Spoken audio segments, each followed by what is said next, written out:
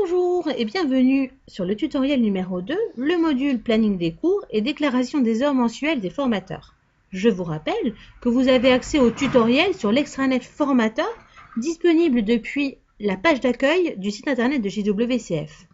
Comme vous savez, JWCF propose des formations aux formateurs en leur précisant le niveau et les objectifs des apprenants et leur laisse ensuite le soin de s'organiser avec les stagiaires pour définir leur planning de formation. Ce mode opératoire qui est très flexible offre une très grande liberté d'organisation. Cependant, les formations sont toujours encadrées par une convention de formation. Et les formateurs doivent garantir de tout mettre en œuvre pour réaliser la totalité des heures qui leur ont été confiées dans le temps prévu. Les heures non réalisées durant cette période sont, dans de nombreux cas, perdues et représentent alors un manque à gagner pour le formateur et pour JWCF et un parcours inachevé pour l'apprenant, toutes les parties étant alors perdantes. Afin d'assurer la réalisation de ces heures, nous encourageons nos formateurs à planifier chacune des sessions de formation sur les 2 mois à venir en permanence. Rien n'empêche par la suite à un apprenant d'annuler un rendez-vous, mais au moins il figure sur le planning et ce seul fait permet de sensibiliser l'apprenant et aide à reprogrammer immédiatement la session de formation annulée.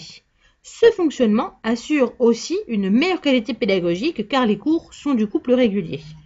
Par ailleurs, JWCF souhaite visualiser le planning de chaque formateur pour garantir la régularité des formations annoncées aux clients et pour assurer une traçabilité du rythme de formation et un respect du délai mentionné sur la convention de formation. Cette convention de formation est donc, vous l'aurez compris, engageante pour JWCF et pour le formateur. Ce fonctionnement par planning des cours permet aussi à JWCF de voir si l'emploi du temps d'un formateur permet de lui proposer de nouvelles formations d'un point de vue de disponibilité, même s'il réalise d'autres formations hors périmètre JWCF. Donc, attention, c'est exclusivement par ce procédé que vous devez saisir et enregistrer vos heures de formation. En parallèle, vous nous adressez par mail avant le 3 du mois suivant les feuilles d'émargement mensuelles et votre facture si vous êtes formateur indépendant. Pour cela, nous invitons chaque formateur à utiliser le planning des cours pour planifier les cours avec tous les apprenants JWCF pour les 2 mois à venir minimum. Et aussi à remplir le contenu pédagogique progressivement en validant chaque cours planifié comme réalisé tous les 15 jours minimum. Le but de ce tutoriel est donc de vous présenter la meilleure organisation pour effectuer l'intégralité des cours que JWCF vous a confiés de manière optimale, saisir vos sessions de formation avec régularité 2 fois par mois et vous permettre de visualiser facilement l'emploi du temps réservé à JWCF et vos disponibilités qui en découlent. Pour accéder au menu planning des cours, à partir du menu extranet de back-office, vous allez cliquer sur planning des cours et ensuite dans le menu déroulant qui s'affiche pour avoir toutes les options, vous cliquerez sur menu planning des cours. Ensuite, pour visualiser et avoir accès à plus d'options, vous allez cliquer sur mon planning hebdomadaire. Vous allez arriver alors à un tableau qui reprend semaine par semaine l'ensemble des cours que vous avez planifiés. Ici en haut, avec l'aide de ces petits boutons, vous pouvez changer les semaines ou accéder à une semaine particulière en choisissant la date. Pour planifier un nouveau cours, vous allez vous placer sur le planning le jour et l'heure à laquelle vous voulez planifier le cours. Par exemple, vendredi à 10 h.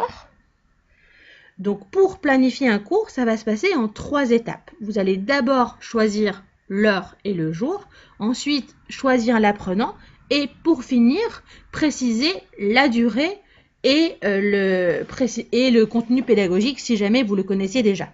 Donc vous cliquez ici sur l'heure et le jour où vous voulez planifier le cours, donc par exemple vendredi 10 h. Ensuite, vous arrivez à un tableau qui est divisé en 2 parties. Dans la première partie, merci de toujours choisir la convention intra-entreprise. Dans certains cas, exceptionnellement, quand il s'agit de groupes collectifs, seulement dans certains cas, JWCF vous demandera de choisir stage inter-entreprise. Mais sinon, en général, ce sera toujours convention intra-entreprise. Ensuite, dans le tableau du dessous, vous allez trier par numéro de convention. Donc, c'est très rare qu'on vous demande de trier par nom de groupe et on vous préviendra avant quand c'est le cas.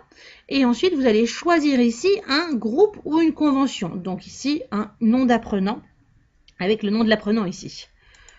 Donc, si dans cette liste, vous ne voyez pas l'apprenant pour lequel vous voulez planifier un cours, c'est que cet apprenant ne fait pas partie des apprenants pour lesquels vous êtes formateur principal. Parce que comme vous le savez, chez WCF, il y a plusieurs modalités et les apprenants peuvent avoir plusieurs formateurs différents. Vous allez alors cliquer sur Mes conventions et conventions multiformateurs et ensuite choisir l'apprenant dans la liste beaucoup plus longue qui s'affiche. Donc ici, on va choisir un apprenant, vous confirmez. Et là, vous voyez qu'il n'y a plus d'heures à planifier pour cet élève. Donc, on va en choisir un autre. Ici, si on prend celui-là, voilà. Donc, pour celui-là, vous allez ensuite ici vérifier que c'est bien la bonne date à la bonne heure. Sélectionner le type de formation. Donc là, vous voyez ici qu'on vous note combien d'heures restent à planifier ou enregistrer pour cet apprenant.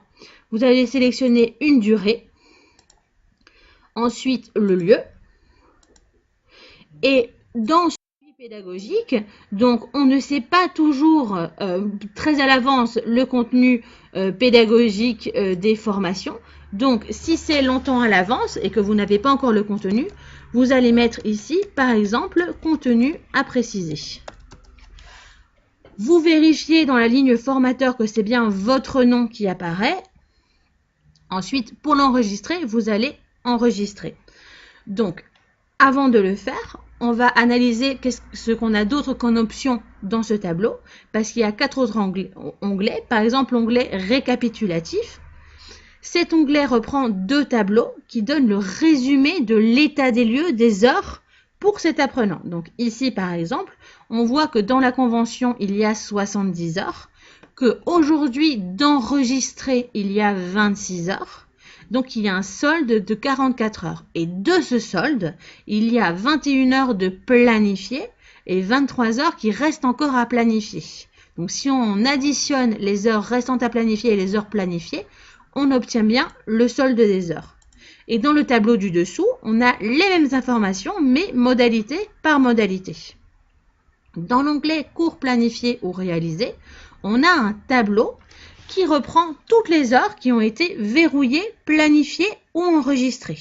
Donc, comme vous pouvez le voir, vous avez soit des heures qui sont précédées d'un petit verrou quand les heures ont été verrouillées par la coordination pédagogique, c'est-à-dire que nous avons reçu vos feuilles d'émargement et validé que ce cours a bien été fait. Quand il est précédé ici d'une petite feuille avec un petit crayon, ça veut dire qu'il a été déclaré comme réalisé par le formateur, mais pas encore du coup par la coordination qui n'a pas validé les feuilles d'émargement. Et quand il est précédé ici d'un petit planning, ça veut dire que le cours est planifié, mais qu'il n'a pas encore été déclaré comme réalisé. Dans l'onglet stagiaire, vous allez pouvoir trouver toutes sortes d'informations utiles par rapport aux stagiaires. Donc, par exemple, la date de début de la convention, le niveau du début, le niveau d'objectif s'il y en a, le diagnostic des besoins que vous pouvez consulter ici en cliquant sur le petit dossier vert.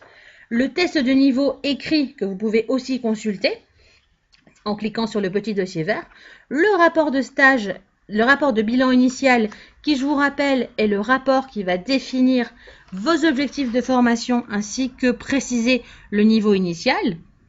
Le questionnaire intermédiaire qui est un questionnaire de satisfaction, vous aurez aussi un petit dossier vert quand vous pourrez le consulter. À la fin de la formation, vous trouverez le niveau de fin, le rapport de stage et le questionnaire de satisfaction de fin de stage. Vous avez ensuite un résumé d'autres informations sur les heures avec les heures totales de la convention, les heures de présence, les heures d'absence, le solde à la date et le taux d'assiduité représenté par un petit histogramme avec en vert les heures de présence et en rouge les heures d'absence. dans le dernier onglet, qui est l'information de la convention, vous allez avoir un tableau qui reprend les informations importantes de la convention, par exemple les modalités, le nombre d'heures ou encore le rythme et les horaires. Donc, on va ici retourner à l'onglet planifier un cours. Donc, c'est le premier onglet qu'on avait complété en cliquant sur le planning. Et on va ici enregistrer cette planification. Donc, comme vous voyez, elle se met ici sur votre planning hebdomadaire. Donc, si vous voyez, vous regardez les heures ici qu'on a planifiées pour cette semaine. En fin de semaine, on va préciser et on va vérifier toutes les informations. Donc, comme vous voyez, pour les heures de cours, il y a 3 possibilités. Il y a ici une petite poubelle que vous allez utiliser pour supprimer l'heure planifiée. Si jamais l'apprenant vous a prévenu avec plus de 24 heures d'anticipation qu'il veut supprimer ou annuler la session. Vous avez ici aussi un petit logo avec une petite feuille et un stylo qui va vous permettre de modifier l'heure planifiée si par exemple vous changez la date ou si au lieu de faire 2 heures, vous n'avez fait qu'1 heure et demie ou 3 heures. Et avec le petit bouton vert, c'est avec celui-là que vous allez valider le cours et l'enregistrer. Donc, vous cliquez dessus et vous arrivez ici sur un petit tableau à remplir. Avec ici, on vous demande bien de vérifier, mettre à jour et enregistrer les informations du cours réalisé, y compris des absences. Vous allez vérifier la date, l'heure, le type de formation, donc la modalité, la durée, si c'est bien votre nom qui apparaît, le lieu. Et dans le suivi pédagogique, vous allez rentrer donc le contenu pédagogique de votre séance. Donc toujours de la même manière, vous allez mettre les objectifs vus pendant la séance, les supports utilisés et les activités réalisées. Dans ici le travail personnel, donc c'est le travail que vous aurez donné à l'apprenant en dehors de l'heure de formation en tant que telle. Vous allez pouvoir noter si elle est effectuée, non effectuée ou si vous n'en avez pas donné. Dans annulation de cours, vous allez ici cliquer sur oui seulement si le cours a été annulé avec moins de 24 heures d'anticipation et que donc le cours doit être émargé et compté comme effectué. Et dans déplacement facturable, merci de toujours cocher ici le nom.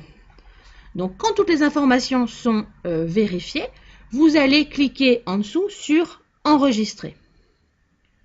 Donc ensuite, comme vous le voyez, ici quand vous avez enregistré l'heure, il n'y a plus les 3 petits boutons, mais seulement un, celui qui vous permet de modifier si vous réalisez plus tard que vous avez fait une erreur dans le contenu pédagogique, par exemple, que vous voulez changer. Donc, une fois que vous avez tout validé, vous allez pouvoir retourner au menu planning des cours dans le dessous de la page en cliquant vers retour menu planning des cours. Vous pouvez aussi le faire à partir du planning mensuel, donc en cliquant ici sur mon planning mensuel, où vous avez accès exactement aux mêmes options, mais au lieu d'avoir sur une semaine, vous allez l'avoir sur un mois. Donc pour retourner au menu planning des cours, toujours en bas de page, vous avez retour vers le menu planning des cours. Vous pouvez aussi planifier un cours intra-entreprise en cliquant ici dans la partie intra-entreprise sur planifier un cours. Vous allez alors choisir un apprenant et vous allez avoir exactement le même tableau que quand on est du tableau où on est arrivé quand on est passé par le planning des cours hebdomadaires ou mensuels. Donc pour retourner vers le menu planning des cours, vous pouvez en bas de page toujours cliquer sur le retour au menu. Si vous avez la possibilité, vous pouvez faire prévoir un planning automatique des cours. Donc si pour un apprenant, vous pouvez planifier et vous allez avoir cours toutes les semaines le même jour à la même heure, vous allez cliquer ici sur planning automatique des cours dans la session intra-entreprise. Vous allez alors choisir l'apprenant. Et dans le tableau, donc vous allez noter le jour de la semaine et l'heure à laquelle vous allez avoir le cours, la date à partir de laquelle vous voulez commencer ce planning automatique, la modalité, donc le type de formation, la durée des cours, le nombre de cours, parce que vous pouvez en prévoir quelques-uns, mais pas tous de toute la convention. Vous vérifiez que c'est bien votre nom, le lieu, Et ici, dans déplacement facturable, vous cliquez toujours non. Alors ici au-dessus, ça va vous permettre, si vous cochez oui, de replanifier les cours que vous auriez déjà planifiés. Donc peut-être que vous avez peut-être déjà planifié des cours avant et vous allez peut-être les modifier pour le jour et l'heure à laquelle vous vous mettez d'accord par après. Donc vous avez ici les mêmes onglets qui vous donnent les mêmes options que celles que je vous ai expliquées avant. Donc, par contre, il y a un nouveau petit onglet qui s'appelle Convocation stagiaire. Dans celui-ci, vous allez avoir toutes les heures planifiées. Alors, c'est un tableau qui est très pratique. Vous allez pouvoir en faire une copie d'écran ou l'imprimer à l'aide de la petite imprimante ici en haut à droite et l'envoyer par mail à votre apprenant pour qu'il ait un récapitulatif, un aide-mémoire de tous les cours planifiés. Pour retourner au menu d'accueil, vous pouvez cliquer soit en bas de page ici sur le lien accueil, soit en haut de page dans le bandeau gris sur accueil. En espérant que ce tutoriel vous a été utile, JWCF et sa cellule de coordination pédagogique vous remercient de votre attention et restent à votre disposition pour tout complément d'information.